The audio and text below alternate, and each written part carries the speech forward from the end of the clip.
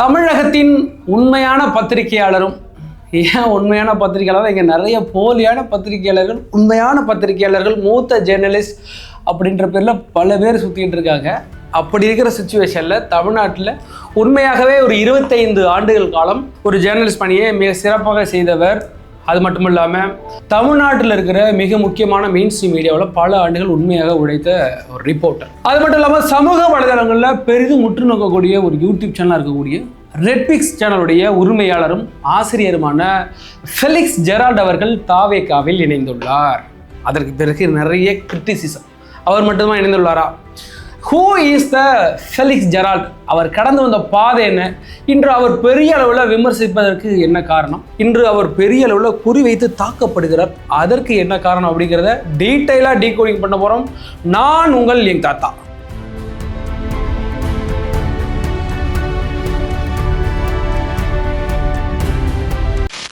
வீடியோவுக்கு முன்னாடி இந்த சேனலை பிடிச்சிருந்தா நீங்கள் சேனலை சப்ஸ்கிரைப் பண்ணி வச்சுக்கிடுங்க. உங்களுடைய தாழ்மையான கருத்துக்களை கீழே கமெண்ட் செக்ஷனில் போடுங்க. நாகரிகமான முறையில் கமெண்ட் பண்ணுங்கள். அதே மாதிரியான உங்கள் கமெண்ட்களுக்கு எங்களுடைய பதில் எப்பயுமே காத்திருக்கும். Who is the Felix Gerald அப்படின்னு பார்ப்பதற்கு முன்னாடி அவர் பெரிய அளவில் இன்னைக்கு தாக்கப்படுகிறார், குறி வைக்கப்படுகிறார். அது ஏன்? ஃபர்ஸ்ட் அவர் மேலே வைக்கிற மிகப்பெரிய கிரிட்டிசிசம் என்னன்னா, அவர் எப்பயுமே வீடியோக்கு ஃபர்ஸ்ட் முன்னாடி என்ன சொல்வார்னா, நாங்கள் எந்த ஒரு பக்க சார்பு இல்லாத ஒரு மீடியா, அதனால நாங்கள் ஒரு சுதந்திரமாக இயங்கக்கூடிய ஒரு மீடியா, உங்களால் முடிந்த உதவியை இந்த QR கோடை யூஸ் பண்ணி நீங்கள் உங்களால் முடிந்த உதவியை செய்யுங்க அப்படிம்பார். இதுதான் பெரிய அளவில் நீங்கள் கிரிட்டிசிசமாக வைக்கிறாங்க. யார் வைக்கிறா? ஆளுங்கட்சியை சார்ந்த இந்த ஊடக பத்திரிகையாளர்கள், சோசியல் மீடியா இன்ஃப்ளூயன்சர்கள். அவங்கெல்லாம் என்னன்னா ஒட்டு மொத்தமாக ஐடி கிட்ட பணம் வாங்கிட்டு செட்டில் ஆகிட்டாங்க. இவர் என்ன செய்யறாருன்னா, நான் ஒரு பத்திரிகையாளர், உங்களுக்காக உழைக்கிறேன், அதனால உங்களால் முடிந்த உதவியை நீங்கள் செய்யுங்கன்னு கேட்குறார். இது not only Tamil Nadu, India, world லெவலில் இருக்கக்கூடிய, அதாவது யார் எல்லாம் சுதந்திரமாக ஒரு மீடியாவாக செயல்படுறாங்களோ அவங்களுக்கு முடிந்த அளவுக்கு பண உதவி செய்கிறதுங்கிறது உலக அளவில் இருக்குது. அது எந்த தவறுமே கிடையாது. அது என்னமோ நீங்கள் பிச்சை எடுக்கிறீங்க அப்படிங்கிற மாதிரி ஃபெலிக்ஸ் ஜெரால்ட் மேலே முத்திரை குத்தப்படுகிறதுல இந்த வாதம் அது ரொம்ப கீழ்த்தரமாக இருக்குது. இன்றளவில் இந்த இருக்கக்கூடிய தமிழ் ஊடகங்கள் இருக்குல்ல, இன்றைக்கி மெயின் ஸ்ட்ரீம் மீடியாவாக இருந்தாலும் சரி, யூடியூப் மீடியா இருந்தாலும் சரி, அவர்கள் யாருக்காக வேலை செய்கிறாங்க? நான் பார்த்த எத்தனையோ நல்ல மீடியாக்கள், யூடியூப் சேனல்கள் இன்றைக்கு ஆளுங்கட்சி சார்பாக பேசுறதெல்லாம் எனக்கு மிக வருத்தமாக இருக்கிறது. அவங்களுக்கெல்லாம் ஒட்டு மொத்தமாக பணம் கொடுத்து இந்த மரசு வாங்கியிருக்கிற இந்த காலகட்டங்களில் ஃபெலிக்ஸ் ஜெரால்ட் மாதிரியான ஒரு நபர், இப்போ நம்ம சவுக்கு சங்கர் மேலே கூட நீங்கள் 1000 குற்றச்சாட்டுகளை, அவருக்காக வேலை செஞ்சார், இவர்கிட்ட பணம் வாங்கிட்டார், அப்படி இப்படின்னு 1000 குற்றச்சாட்டுக்கலாம். ஆனால் ஃபெலிக்ஸ் ஜெரால்ட் மாதிரியான நடுநிலையான பத்திரிகையாளர் இருக்காங்க மாதிரி அவர் கிடைப்பதெல்லாம் வரம்னே சொல்லலாம். ஏன்னு கேட்டிங்கன்னா, எந்தெந்த காலகட்டங்களும் அரசு தவறு செய்தோ அதை எடுத்து முன்னாடி வைக்கிறதுல ஃபெலிக்ஸ் ஜெரால்ட்டை அடிச்சுக்க முடியாது. அப்படிப்பட்ட ஃபெலிக்ஸ் ஜெரால்ட் அவர் கடந்த இந்த பாதை, who is the Felix Gerald அப்படிங்கிறத இந்த வீடியோவில் பார்க்க போகிறோம். ஃபெலிக்ஸ் ஜெரால்ட் 1997 to 2000 காலகட்டங்கள் லயோலா காலேஜில் ஹிஸ்ட்ரி ப்ரொஃபஸராக வேலை செஞ்சுக்கிட்டு இருந்தார். அதுக்கு பிறகு மீடியா மேலே பெரிய அளவில் ஒரு இன்ட்ரெஸ்ட் வந்தது பிறகு NDTVயில் ஒர்க் பண்ண ஆரம்பித்தார். NDTVங்கிறது நேஷனல் மீடியா, இந்திய அளவில் உற்று நோக்கக்கூடிய ஒரு மீடியா. அதுக்கு பிறகு காலகட்டங்கள் சத்யா டிவியில் வேலை செஞ்சார். அதுக்கு பிறகு சன் டிவியில் ரிப்போர்ட்டராக ஒர்க் பண்ணார். அதற்கு பிறகு நான் ஒரு சுதந்திரமாக செயல்பட விரும்புகிறேன் ஒரு மீடியாகவே அப்படின்ட்டு ரெட்பிக்ஸ் அண்ட் பிரைவேட் லிமிடெட் அப்படின்னு ஒரு மீடியாவை ஆரம்பித்தார். சுதந்திரமாக இன்று வரை செயல்பட்டு இருக்கார். எப்பொழுதெல்லாம் அரசு தவறு செய்கிறதோ அப்பொழுதெல்லாம் ஃபெலிக்ஸோட குரல் சத்தமாக ஒலிக்கும். அப்படி ஒழிச்சிக்கிட்டு இருந்த ஃபெலிக்ஸை முடக்குவதற்காக இந்த அரசு எப்பயுமே சரி, அரசுக்கு எதிராக யாரெல்லாம் பேசுகிறாங்களோ அவர்களெல்லாம் முடக்குவதற்காக இந்த அரசு எப்படிப்பட்ட நடவடிக்கை எடுக்குங்கிறது நான் சொல்லி தான் உங்களுக்கு தெரியணும்னு அவசியம் கிடையாது, நல்லாவே தெரியும். முதல்ல 2004 சவுக்கு சங்கருடைய ஒரு இன்டர்வியூ நடக்குது. அந்த இன்டர்வியூவில் திரு சவுக்கு சங்கர் அவர்கள் பெண் காவலர்களே இழிவா தரைக்குறவா பேசுகிறார் அப்படின்னு ஒரு கேஸ் ஒன்று ஃபைல் ஆனிச்சு. கரெக்டாக இந்த போலீஸ் ஒரு தவறு நடந்துச்சு, ஒரு தவறான குற்றச்சாட்டு வைக்கிறாங்கன்னா கைது செய்யறதுல எந்த தவறும் கிடையாது. கைது செய்தார்கள், விசாரணைக்கு உட்பட்டார்கள். இதில் திரு ஃபெலிக்ஸ் ஜெரால்ட் மேலே அவர் இந்த குற்றத்தின் உடந்தையாக இருந்தார். ஏன்ட்டு அவர் தான் ரிப்போர்ட்டராக இருந்தார், அவர் ஒரு இன்டர்வியூ எடுக்கிற ஒரு நெறியாளராக இருந்தார். அதனால திரு ஃபெலிக்ஸ் அவர்கள் டெல்லியில் வைத்து கைது செய்யப்பட்டார். பெரிய அளவில் அந்த சேனலை முடக்குவதற்காக சொல்லப்போ சென்னை உயர்நீதிமன்றம் என்ன சொல்லிச்சுன்னா, இந்த ரெட்பிக்ஸ் சேனலையே மூடுங்க அப்படின்னு உத்தரவிட்டது. பெரிய ஷாக்கு. ஏன்னு கேட்டால் இன்றைக்கி 2 மில்லியனுக்கு அதிகமான இந்த ரெட்பிக்ஸ் சேனலில் சப்ஸ்கிரைபர் இருக்கிறாங்க. அப்படிப்பட்ட சேனலை முடக்குவதற்காக சென்னை உயர்நீதிமன்றமே உத்தரவிட்டது. அதற்கு பிறகு அவர் உச்சநீதிமன்றத்தின் கதவை தட்டினார். அந்த உச்சநீதிமன்றம் இந்த தடையை நீக்கி அந்த சேனல் நீங்கள் தொடர்ந்து நடத்தலாம் அப்படின்னு ஒரு நல்ல ஒரு தீர்ப்பை கொடுத்துச்சு. இன்று வரையும் நல்லபடியாக நடத்திட்டு வரார். அதற்கு பிறகு கரூர் ஸ்டாம்பேடில் பெரிய அளவில் பெரிய ஒரு அரசின் கை ஓங்கி இருக்கு, அரசு தவறு செய்தது. அதுபோக இது ஆளுங்கட்சியின் ஆட்கள் தேர்ட் விவசாயி இருந்து அவர் செயல்பட்டிருக்காங்க. இது வந்து அரசின் பாதுகாப்பு குறைபாடு மட்டுமே இல்லை, அரசு தரப்பில் இருந்து செஞ்சிருக்கிறாங்க. சொல்ல போனால் ஆளுங்கட்சியான திமுக இதில் ஒரு பெரிய வேலையை பார்த்துருக்கு அப்படின்னு திரு ஃபெலிக்ஸ் ஜெரால்ட் பெரிய குற்றச்சாட்டை வச்சார். சொல்ல போனால் விஜய் அந்த தாவேக்கா முடங்கி கடந்த காலகட்டங்களில் திரு ஃபெலிக்ஸ் ஜெரால்ட் பெரிய அளவில் இன்ஃப்ளூயன்ஸ் பண்ணி நடந்த விஷயத்தை கொண்டு போனார் மேலே. அது விஜய் கட்சியினருக்கு பெரிய சப்போர்ட்டாக இருந்துச்சு. அப்போ தான் ஃபெலிக்ஸ் அதாவது அடிமட்டத்தில் இந்த தாவேக்கா தொண்டர்கள் இடத்துலையுமே போய் சேர்ந்தா அப்படின்னு சொல்லலாம். ஆளும் அரசு இதற்கும் ஒரு கேஸ் போட்டாங்க. அதாவது அவதூறு பரப்புனது, பொது அமைதிக்கு குந்தகம் விளைவித்தல் அப்படின்ற கேஸில் திரு ஃபெலிக்ஸ் அவர் மேலே அரெஸ்ட் பண்ணாங்க. அதற்கு பிறகு உடனடியாக 2 நாட்களில் மறுபடியும் ஜாமீன் வழங்கப்பட்டது. அதற்கு மிக முக்கியமான காரணம் திரு ஃபெலிக்ஸ் அவர்கள் உடல்நலக் குறைவாக அதாவது இதய நோய் பிரச்சனை இருந்துச்சு. அதனால அதை ட்ரீட்மெண்ட் எடுத்து அதுக்கு பிறகு அவர் உடனடியாக விடுதலை செய்யப்பட்டார் ஜாமீனில். இந்த ஃபெலிக்ஸ் ஜெரால்ட் எந்த கட்சிக்கும் பக்க சார்பிலாக இத்தனை நாட்கள் செயல்பட்ட இந்த திரு ஃபெலிக்ஸ் ஜெரால்ட் எதற்காக தாவேக்காவில் இணைந்தார்? நான் விஜய்க்கு படிக்கும் காலத்தில் விஜயோட படித்தவர் இல்லை, அந்த ஒரு நட்பு இருக்கிறது.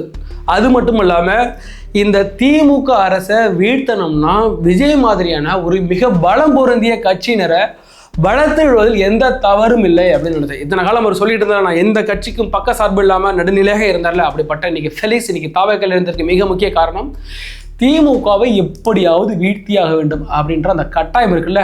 அதில் அவர் இன்று அதிமுக பக்கம் போக முடியாது. ஏன்னா இன்னைக்கு சவுக்கு சங்காரும் ஃபெலிக்ஸும் நேர்கோட்டில் தான் இருந்தாங்க. ஆனால் இன்னைக்கு சவுக்கு சங்கர் ஒரு ஸ்டாண்ட் எடுத்து நாங்கள் அதிமுக பிஜேபி சப்போர்ட் என்டிஏ கூட்டணிக்கு சப்போர்ட் பண்ணார்ல, அப்படி அவரால் சப்போர்ட் பண்ண முடியாது.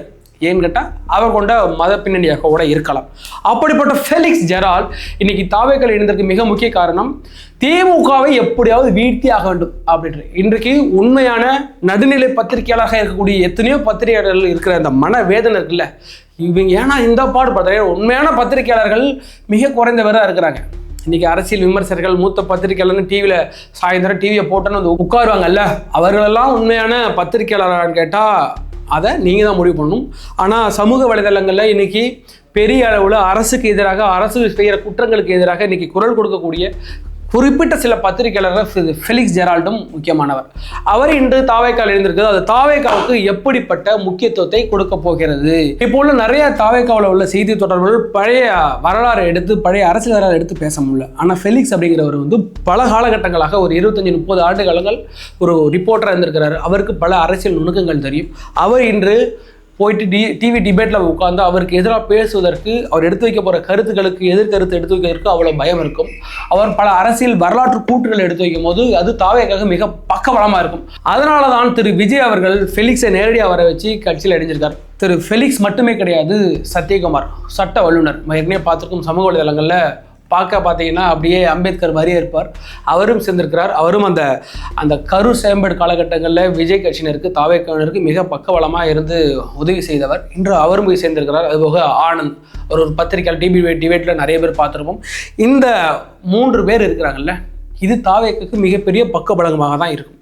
இன்றைக்கி சோசியல் மீடியாவில் நிறைய பேர் பார்க்குறோம், ஆளுங்கட்சியினர் காசு கொடுத்து பேச வைக்கிற நிறைய பேர் பார்க்குறோம். உதாரணத்துக்கு சாட்டை துரைமுருகன், உங்களுக்கு நாம் தமிழர் கட்சியினருக்கு கோவம் வரும், திமுக காசு கொடுத்து சாட்டை துரைமுருகனை பேச வைக்கிறா அப்படின்னு. நாம் தமிழர் கட்சி எதற்காக அரசியலில் வந்தது அப்படிங்கிறத, நாம் தமிழர் கட்சி உண்மையான அந்த மாண்பு உள்ள அந்த கொள்கையை ஏற்ற நாம் தமிழர், அந்த தமிழ் தேசத்தை ஏற்ற தமிழ் தொண்டர்களுக்கு, நாம் தமிழர் கட்சியோட உண்மையான தொண்டர்களுக்கு தெரியும். நீங்கள் யாரை ஏற்று வந்திருக்கீங்க? என் தலைவனை ஏற்று தானே நீங்கள் வந்தீங்க. இன்று நீங்கள் நாம் தமிழர் கட்சி எதை நோக்கி போயிட்டு இருக்குங்கிறது உங்களுக்கே நல்லா தெரியும். இன்னைக்கு சாட்டை துரைமுருகன் எடுத்து போடுற வீடியோவில் கடைசி 50 வீடியோ எடுத்து பாருங்க, 45 வீடியோ விஜய் திட்டி தான் போடுறாரு. விஜய் திட்டுவதற்கென்றே ஒரு கட்சியை வந்து மாற்றி இருக்கிறார் திரு சீமான் என்ற குற்றச்சாட்டு பெரிய அளவில் தம்பிகள்கிட்டே இருக்குது. நான் சொல்லணும்னு அவசியம் கிடையாது. ஏன்னா இன்னைக்கு வந்து எவ்வளோ பேர் விஜய் திட்டுறாங்க. அந்த இடத்துல சாட்டை துரைமுருகன், இதனால் சாட்டை துரைமுருகன்னா ஒரு பிராண்ட் இருந்துச்சுல, ஒரு நம்பிக்கை இருந்துச்சுல நாம் தமிழர் தம்பிகள்கிட்ட. திமுகவை அடித்து தாக்கிறதுல எங்கள் சாட்டைக்கு பதில் சொல்ல முடியுமான்னு இன்னைக்கு திமுகவோட நிறைய தொண்டர்கள், நிறைய கேடர்ஸு சாட்டை திருமுருகன் எடுத்து பேசின வீடியோ எடுத்து ஷேர் பண்ணிட்டு இருக்காங்க விஜய்க்கு எதிராக. அந்த அளவுக்கு இன்னைக்கு நாம் தமிழர் கட்சியும் திமுகவும் ஒன்றோடு ஒன்று பிணைந்து இருக்கிறது. விஜய் எதிர்க்கிற அந்த ஒற்றை புள்ளியில் இருக்கிறாங்க. நம்ம பெருசாக சொல்ல தேவை கிடையாது. அப்படி இருக்கிற காலகட்டங்களில் நாம் தமிழர் கட்சியே காசு கொடுத்து வாங்குற அளவுக்கு இன்னைக்கு ஆளுங்கட்சி இருக்கிற பட்சத்தில் தாவேகாவுக்கு இதே மாதிரியான உண்மையான நெறியாளர்களும் பத்திரிகையாளர்களும் கண்டிப்பாக தேவை. அந்த இடத்துல திரு ஃபெலிக்ஸ் அவர்கள் சேர்ந்திருப்பது தாவேகாவுக்கு முக்கிய பலமாக நான் பார்க்குறேன். நான் ஏதோ ஒரு பக்க சார்பாக பேசுகிற மாதிரி, நானும் ஃபெலிக்ஸ் மாதிரி எந்த பக்க சார்பு இல்லாமல் தான் இந்த நாங்கள் சேனலை நடத்திட்டு இருக்கிறோம் இன்று வரை. அதே மாதிரி இந்த ஃபெலிக்ஸ், சத்யகுமார் சட்ட வல்லுநர், அதுபோக இந்த ஆனந்த், இவர்களை போன்ற இந்த நபர்கள் தாவேகாவுக்கு மிக முக்கிய பங்களிப்பார்கள். எனக்கு எந்த ஒரு மாற்று கருத்தும் கிடையாது. அதாவது சமூக வலைதளங்களில் உற்று நோக்கக்கூடிய ஒரு பத்திரிகையாளராக இருந்த ஃபெலிக்ஸ் அவர்கள் தாவேகாவில் இணைந்ததை பற்றி நம்ம முழு வீடியோ நம்ம டீகோட் பண்ணோம். உங்களுடைய கருத்து என்ன?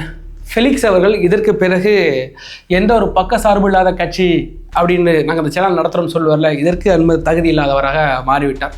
அது எந்த மாற்று கருத்தும் கிடையாது. இதற்கு பிறகு ஃபெலிக்ஸ் அவர்கள் தாவேகாவுக்கு என்ன மாதிரியான ஒரு உதவி செய்ய போகிறார், என்ன மாதிரியான முன்னெடுப்பை கட்சி லெவலில் கொண்டு போகிறார், சோஷியல் மீடியா லெவலில் கொண்டு போகிறார். ஏன்னா சோஷியல் மீடியா லெவலில் இன்றைக்கி ஃபெலிக்ஸ் அவர்களுடைய தேவை அதிகமாக இருக்கிறது. அது உங்களோட தாழ்மையான கருத்துக்களை கமெண்ட் செக்ஷனில் போடுங்க. அடுத்த ஒரு வீடியோவில் சந்திக்கும் வரை உங்களிடம் விடைபெறுவது நான் உங்கள் யங் தாத்தா.